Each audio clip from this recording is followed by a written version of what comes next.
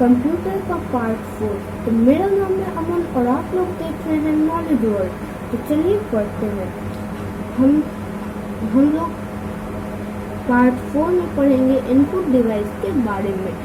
चलिए पढ़ते हैं। A computer accept data and instruction from you through input device. Data can be in the form of number, text, sound and graphics. Some of the input device are।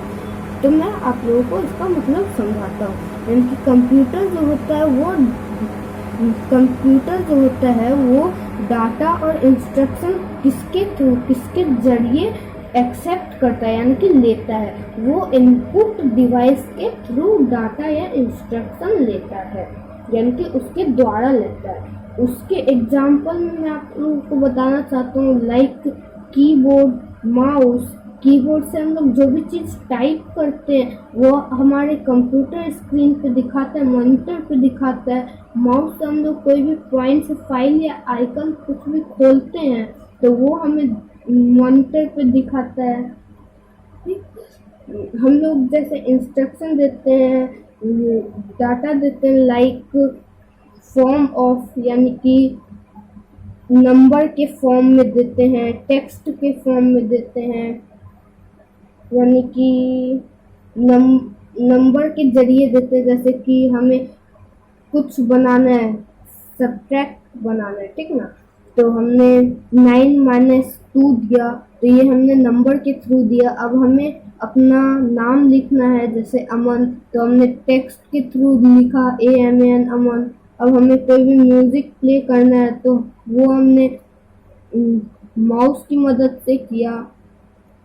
ऐसा ही बहुत सारे चीज़ों के through हम लोग कंप्यूटर को input देते हैं यानी कि इंस्ट्रक्शन देते हैं और डाटा देते हैं, ठीक। तो चलिए कीबोर्ड के बारे में हम लोग पढ़ते हैं। Keyboard, a computer keyboard is the main input device for computer similar to a typewriter used earlier. A keyboard use compose the button which are called key. You can press the key on it to input data in the form of word and number। देखिए keyboard main input device होता है computer के लिए। ये typewriter के तरह ही होता है। टाइपराइटर मीन्स आप लोग बहुत लोगों को नहीं पता होगा कि ये टाइपराइटर होता क्या है। तो मैं बताता हूँ। टाइपराइटर पहले के ज़माना में टाइपराइटर से ही लिखा जाता था। कोई भी डॉक्यूमेंट बनता था तो वो टाइपराइटर के थ्रू बनता था। उसमें पेपर डाला जाता था और जो भी टाइप किया जाता था वो पेपर पे प्रिंट होके आता था, ठीक। और कीबोर्ड में जो हम लोग कोई भी की को प्रेस करते हैं उससे हमारा इनपुट डाटा जाता है वर्ड या नंबर के थ्रू, ठीक। अब आगे पढ़ते हैं। A standard keyboard has 104 की which can be classified as following। आप लोगों को पता होगा कि हमारे कीबोर्ड में 104 कीज होते हैं। अगर नहीं पता तो आप लोग जान जाइए कि हमारे कीबोर्ड में 104 कीज होते हैं और इसे याद कर लीजिए क्योंकि ये आपके एग्जाम में आ सकता है। और ये सब कीज जो होते हैं वो बहुत सारे कैटेगरीज में बटे होते हैं। तो चलिए हम लोग पढ़ते हैं कौन कौन से कैटेगरीज में बटे होते हैं। ये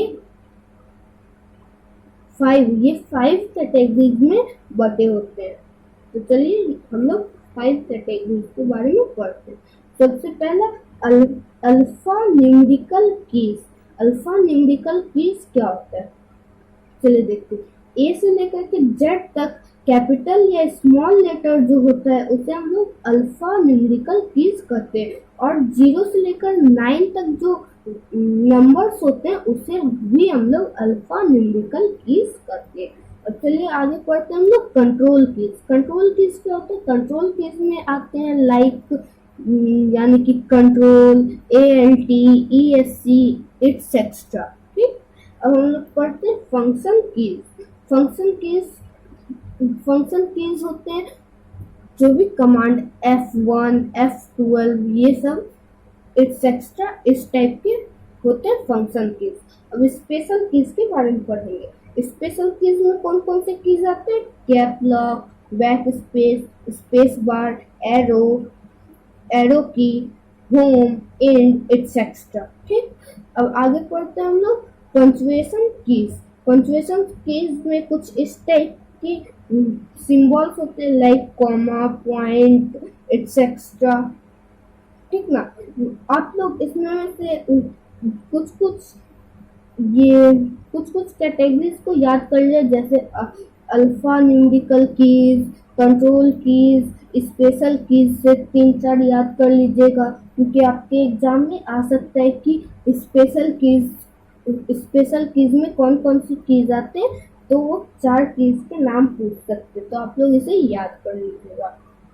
ठीक, अब आगे बढ़ते हैं हम लोग माउस की तरफ। It is a point device that allow you to put data into a computer by using point, click and drag and drop command to control the movement of the pointer on the screen. It is used to move select icon, file and folder on your computer.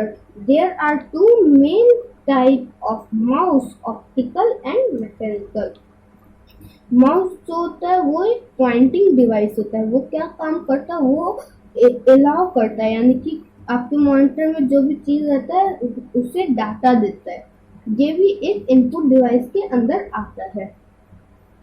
ठीक ना, इसका use होता है किसी भी icon पे अगर हम लोग क्लिक करते तो कर्सर को लेके जाते हैं और उस पर क्लिक करते। ड्रैग यानी कि कुछ भी हम लोग, जैसे फोटो को हम लोग अगर एडिट करना चाहते तो उस फोटो को ड्रैग करके लेके आते हैं, या पेंटिंग वाले ऐप में आइकन में जाते हैं तो हम लोग उसमें किसी भी शेप को ड्रैग करके लेके आते हैं उसी टाइप से। और ड्रॉप यानी कि वहां पे सेट करते हैं।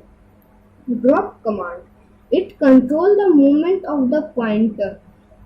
माउस जो होता है पॉइंटर के मूवमेंट को कंट्रोल करता है। हम लोग जैसे जैसे माउस को मूव कराते हैं वैसे वैसे पॉइंटर भी मूव होता है।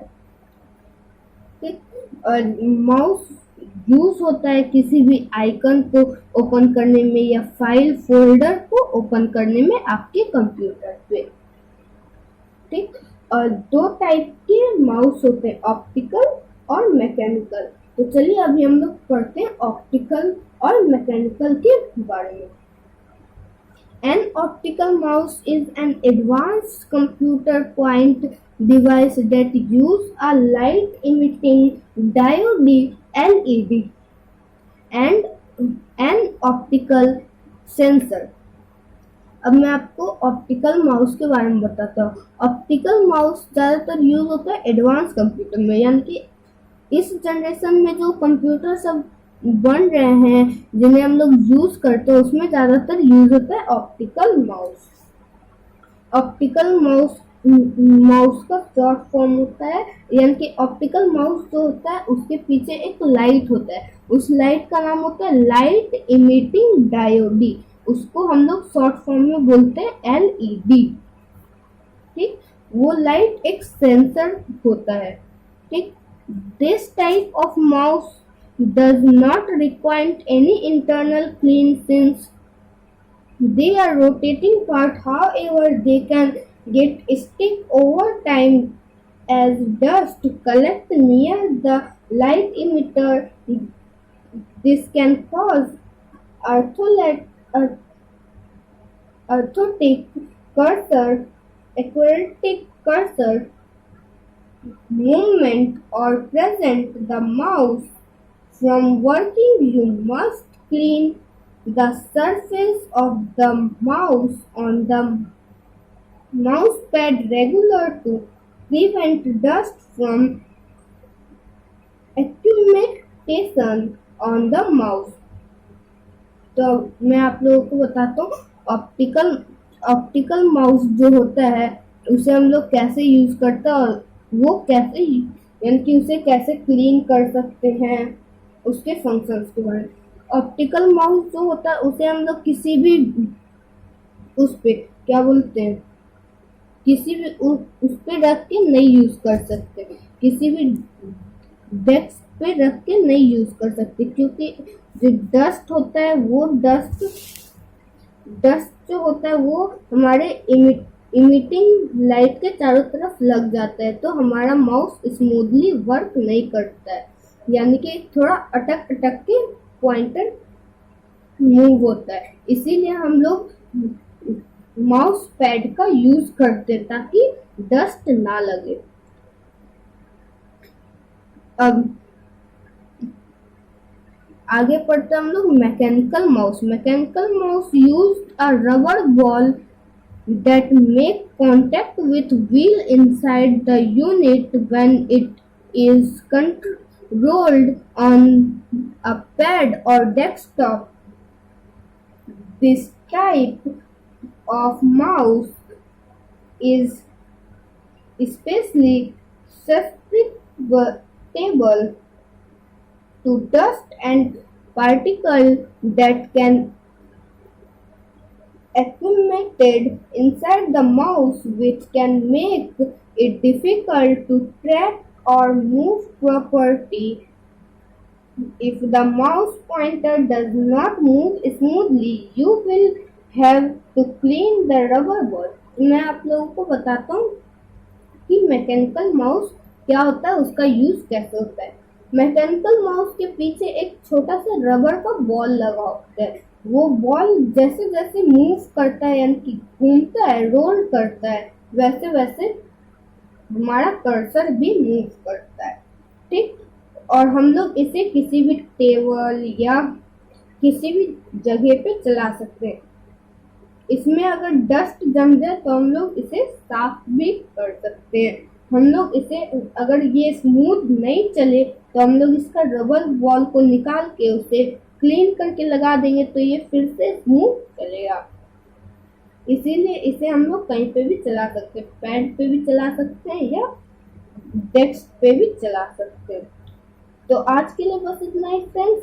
अब हम लोग आगे पढ़ेंगे दूसरे पार्ट वाले वीडियो में। और अगर आप लोगों को गेमिंग से रिलेटेड वीडियोस चाहिए तो आप लोग मेरे सेकंड चैनल को सब्सक्राइब कर लीजिएगा। सेकंड चैनल का नाम है ऑल गेमिंग। मैं ऑल गेमिंग का लिंक डिस्क्रिप्शन में दे दूंगा। Thanks for watching. लाइक कर दीजिएगा, शेयर कर दीजिएगा अपने फ्रेंड्स लोगों के साथ और सब्सक्राइब कर दीजिएगा। बाय।